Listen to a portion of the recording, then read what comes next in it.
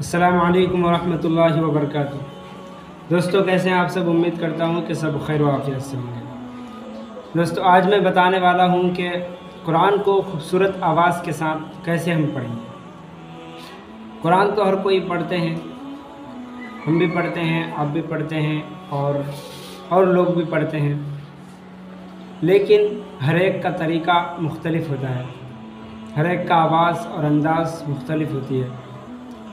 تو آج میں اسی پر بات کرنے والا ہوں کہ آپ اپنے آواز کو خوبصورت کیسے بنا سکتے ہیں، اور اپنے آواز کو خوبصورت بنانے کے لیے آپ کو کن باتوں کو دھیان رکھنا ہوگا، کن چیزوں کو اپنے دھیان میں رکھنا ہوگا۔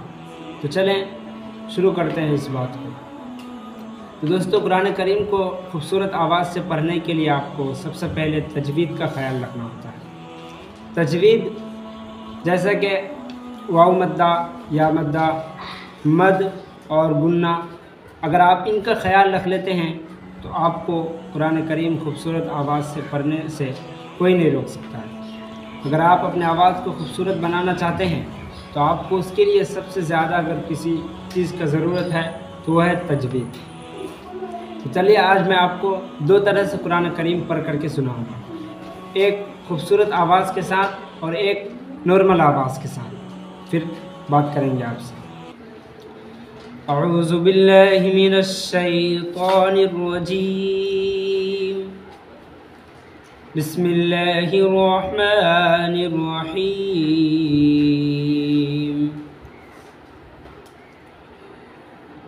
الحمد للہ رب العالمین، الرحمن الرحیم،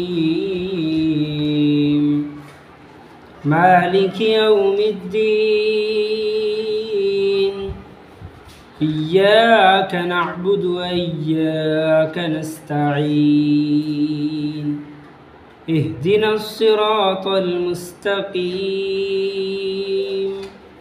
صراط الذین انعمت علیہم غیر المغضوب علیہم ولا الضالین۔ دوستو جیسے کہ آپ نے اس آواز کو سنی کہ جب ہم تجوید کے ساتھ قرآن کریم کو پڑھتے ہیں تو خود بخود ہمارا آواز جو ہے خوبصورت لہجے میں بدل جاتی ہے۔ تو اب ہم سمپل طریقے سے آپ کو پڑھ کر کے سناؤں گا۔ الحمد للہ رب العالمین، الرحمن الرحیم، مالک یوم الدین، ایاک نعبد و ایاک نستعین، اہدنا الصراط المستقیم، صراط الذین انعمت علیہم غیر المغضوب علیہم ولا الضالین۔ دیکھیے پہلے والے اور اس والے آواز میں آپ کو کتنا فرق لگا ہوگا۔ تو اگر ہم سمپل طریقے سے قرآن کریم کو پڑھیں تو ہمارا آواز خوبصورت بننے میں بہت دیر لگ جائے گی، ہم اپنے آواز کو خوبصورت انداز سے نہیں پڑھ سکتے، اور قرآن کریم کو خوبصورت آواز سے ہم نہیں پڑھ سکتے۔ اگر ہم اسی میں تجوید کو شامل کر لیتے ہیں، ہر تجوید کے ادائیگی کے ساتھ قرآن کریم کو پڑھتے ہیں تو ہمارا آواز جو ہے خود بخود خوبصورت ہو جاتا ہے۔